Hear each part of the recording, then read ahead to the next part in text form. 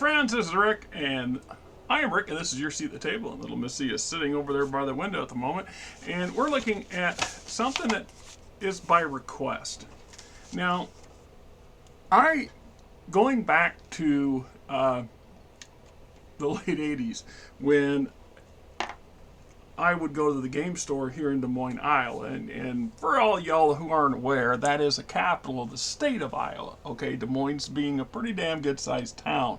By Chicago and LA standards, it's a bump in the road, but it's a pretty good-sized community. They only had one game store, right? It was just one, and so you went to the store by any means you could get there, and that was, aside from the occasional catalog that came or was in the back of something that you previously purchased or was given to you, it was your only outlet to get material for whatever hobby, whatever game hobby you were a fan of. And one of the things is that you don't always get the same stuff. So not all vendors carry all the product, which is what happens in this case here. So I can honestly say I have never seen these in the store. I don't know if I would have purchased them at the time or not. Most likely I would have, because I'm a bit odd that way. And this is obviously is a PDF printout. So it would have come like this. It would be a booklet, right? So there was probably a couple staples or something in here, and then it's like a mini module or a training manual, depending on how you want to look at it. Now, one of my subscribers generously donated these to the channel in order for me to read them for myself for the first time and to share them with you. And so there are 6 of them that I have. Currently have 3 printed out at the moment. So this was a Nova product by Nova Game Designers out of Manchester, Connecticut. And not sure exactly, somewhere in here was the date for the year that it was published. And it says here, note, this book by itself is not a complete game. You must have at least one other book in the Battletech series before you start. Perhaps, just perhaps, this should have stated you need one of the rule books, because you can have books. Shoot, I can have a book. This doesn't mean I know how to play the tabletop game. I'm just, that's just kind of a perky thing. I want to say these came out in the late 80s. I'm pretty sure I saw a date in here somewhere. Now, there was an issue with printing them out, and I think it's got more to do with when they were scanned. Because obviously, to get PDFs, most PDFs, the older stuff, as you well know, I'm preaching to the choir, is that you scan a previous product. So if you were lucky enough or crazy enough, you could buy an extra game book, dismantle it, scan it, or just dismantle the only book you bought and scan it. I mean, that's basically how it plays down. And sometimes that's the only way for the oldest material to survive into the modern era. So thank God somebody did that with these things, because I suspect that these would have just gone the way of the dodo with like a lot of other products. So one of the only, there's actually, you can see the staple marks in there, so I know that's exactly how these things were bound. The only problem was when they were scanned and then they reproduced is that for whatever reason every other page is inverted. So here's an example, and the page numbers don't quite jive right because of it. And I think it's part to do with the way they were printed, because I suspect they would have been printed 4 pages to a sheet, or 2 pages to a sheet front and back, but they would be offset because they would all fold together. I've done sort of projects like this before for handbooks and things like this. So the downside being is you have some upside down, and this is why I didn't bind them, because it would be a bit of a pain in the butt to sit here flipping back and forth, and that it is what it is. So we're looking at Battletech, the science fiction combat book game, the LCT 1S Locust. All right. So we start out with 1987, Nova Game Designs. I knew I saw a date somewhere. Booklet represents one character or mech in the Battletech series of science fiction combat games. Each mech in this series can interact with every other, and each has strengths and weaknesses which you will discover as you and your friends collect them. The booklet, each page of the booklet has a view screen, odd number, and a console, even number. Console has 3 displays showing your movement options, your opponent's movement restrictions, and any critical hits you may score upon your opponent. Results of your moves are shown in the view screen. Then there is the mech stat card. On the front of the stat card lists maneuvers, etc., etc. How to play. So basically it gives you the walkthrough. And so we're looking at medium range, running and firing. So we show the Locust in a running position, says tell your opponent do only medium range except orange or dodge, and add +1 to any red next turn. So they're based on ranges. So this is the weapons ranges we're going to use, and etc., etc. And then we give them a few stats on the bottom. And this is basically how this plays out. So these things are instruction manuals. So we have medium range firing missiles. Tell your opponent, do only medium range except dodge next turn. And then it gives you some of the more stats at the bottom. Close range slamming. And then we have to flip it over, and we get medium range ducking, close range leg hit. So, I mean, at the end of the day, you get the gist of what this is. And for somebody who's a new player, this could be a very useful tool. And I'm surprised, you know, it's kind of sad that in a way that a lot of things like this gets dismissed over time, right? I mean, the graphics alone are top notch. This is pretty good artwork. This is real good artwork for the 80s Battletech. I mean, all you got to do is look at most of the 80s products from the Battletech era, or from the 80s era, and you can tell a huge, that somebody did a little bit of work in this. And anybody who's ever drawn these things will tell you, this is how you get going. You start out and you just keep drawing poses of pick your favorite mech and just keep drawing different poses for it. And then you put it into action scenes. Over time it develops, right? So medium range jumping up, close range knockdown. So tell your opponent, do only close range defense next turn. So then we go to the next page, close range and charging, close range firing laser, medium range leg hit, close range ducking, medium range knockdown, long range running back. So long range running back, tell your opponent do only long range except orange next turn. All right. I'm going to go back and look at that thing for a minute because I want to know what that. I know in my head what it ought to be, and what my head says and what it is may not always be the same. So, how to play. Each player must have a booklet and a mech stat card to play. You and your opponent both do the following steps simultaneously. So, if I have my Locust and you're in the field and you have your Wasp, you would have this, and I would have this. And this would be our instruction manuals for how to learn how to operate and to play the game and to operate our mechs.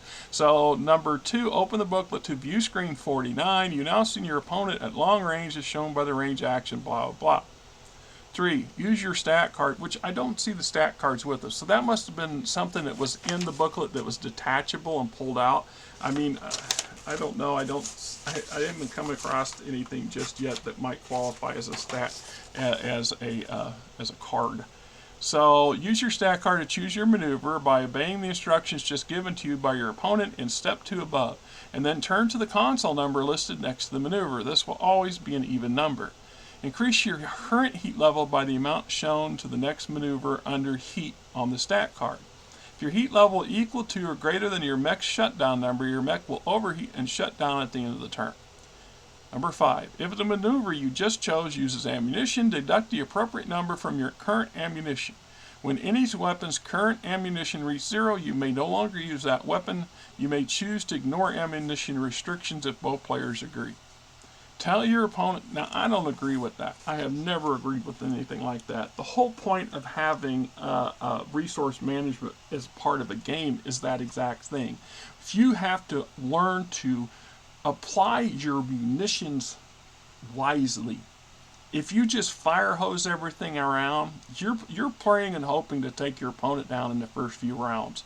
And if it fails to do that, you can find yourself in a big pinch. And of course, the longer you play, the more veteran you are, the more you understand that. And then there's the connectivity of a campaign. This is something that, like, you go online, Catalyst right now, 6 Sides of Game, it's got some great videos. They're doing videos of gamers, playing the game on the table with some pretty top-notch toys, right? All the three-dimensional stuff that you can purchase and make it look nice. The point I'm getting at, though, is those are just a specific scenario or encounter, if you will, in what would more than likely be a bigger campaign.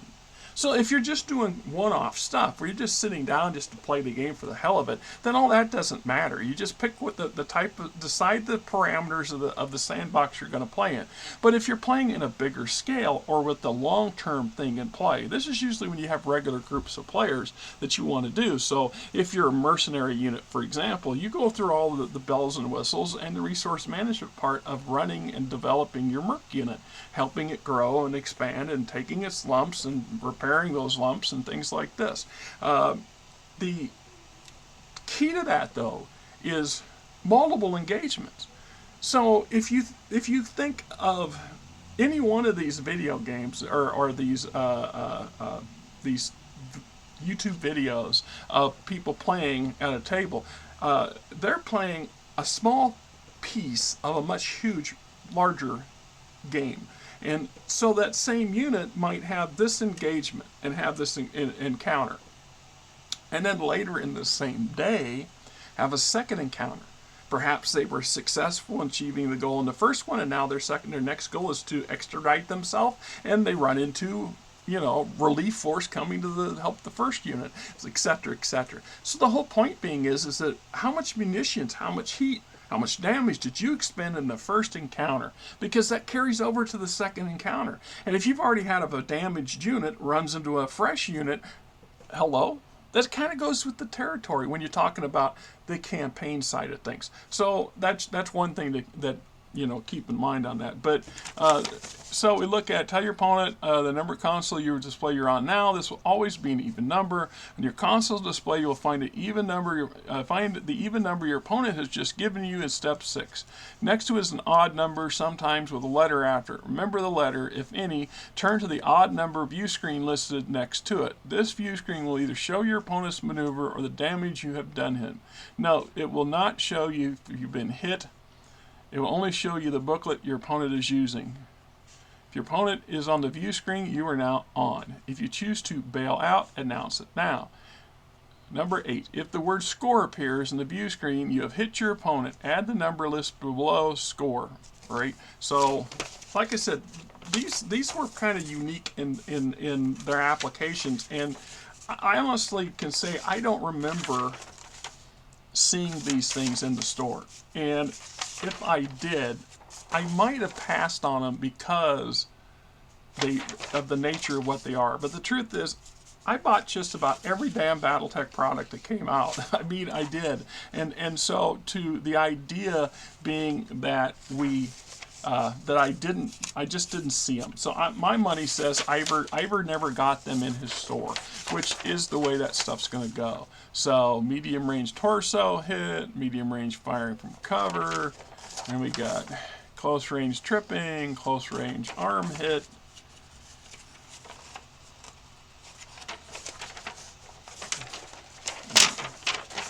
Long range sidestepping, close range kicking, medium range dodging and firing, long range cooling down.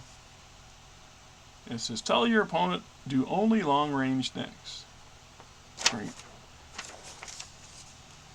Yeah, there's quite a bit to these things, and I suspect they would have been a deuce of a thing to see when they first came out, and when they were new. And of course, the longer you play anything, the more accustomed you get to something that.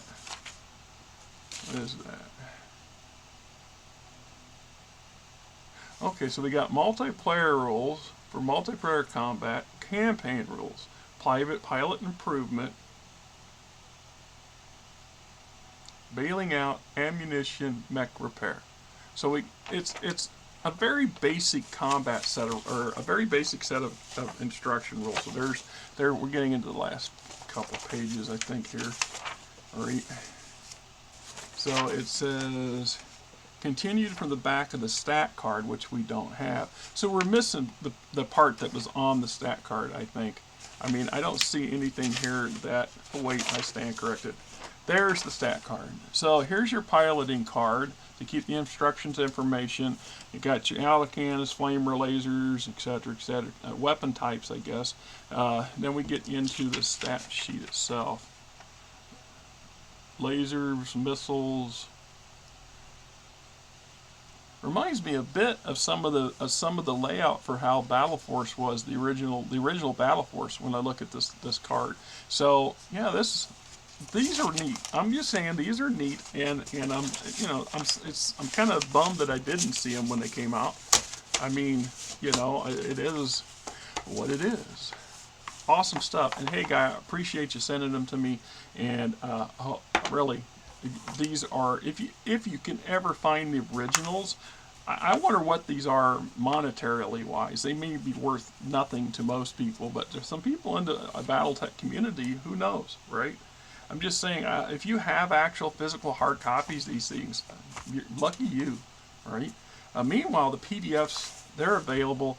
I'm going to say this ain't the first time I've seen PDFs of these. I have some, and another person had sent me a batch of stuff, and they had a couple of these in there.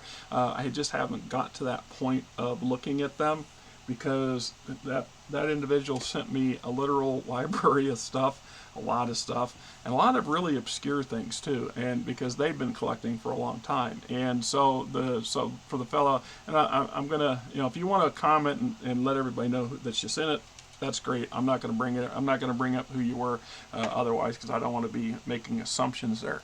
I'm Rick. You're not. Little Missy's over here on the corner, and I hope you guys have yourself a great weekend.